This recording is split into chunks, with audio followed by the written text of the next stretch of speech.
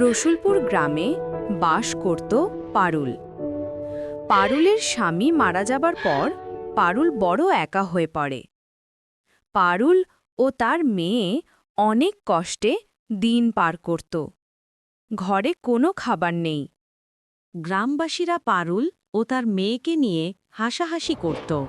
পারুল ও তার মেয়ে জঙ্গল থেকে কাঠ নিয়ে আসছিল। হঠাৎই দেখতে পেল একটি সাপের ওপর গাছের ডাল পড়ে আছে। পারুল গাছের ডালটি সরিয়ে সাপটিকে বাঁচালো। মাঠে বাচ্চারা খেলছিল, তাই দেখে পারুলের মেয়ে অনেক কষ্ট পাচ্ছে। ওকে কেউ খেলতে নেয় না। পারুলের মেয়ে পারুলের কোলে মাথা গুজে কাঁদছে। পারুল কি বলে মেয়েকে সান্ত্বনা দেবে বুঝতে পারছে না। পরের দিন আবার পারুল ও তার মেয়ে কাঠ নিয়ে জঙ্গলের রাস্তা দিয়ে আসছিল।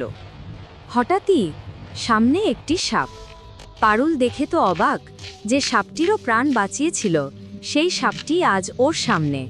তারপর সাপটি অদৃশ্য হয়ে গেল। সেখানে একটি মাটির পাতিল ভেসে উঠল। পাতিল উপছে পড়ছে স্বর্ণমুদ্রা।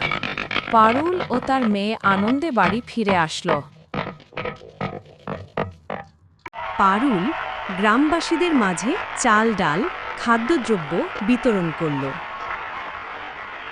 পারুল ও তার মেয়ের জীবন হাসি খুশিতে কাটতে লাগলো।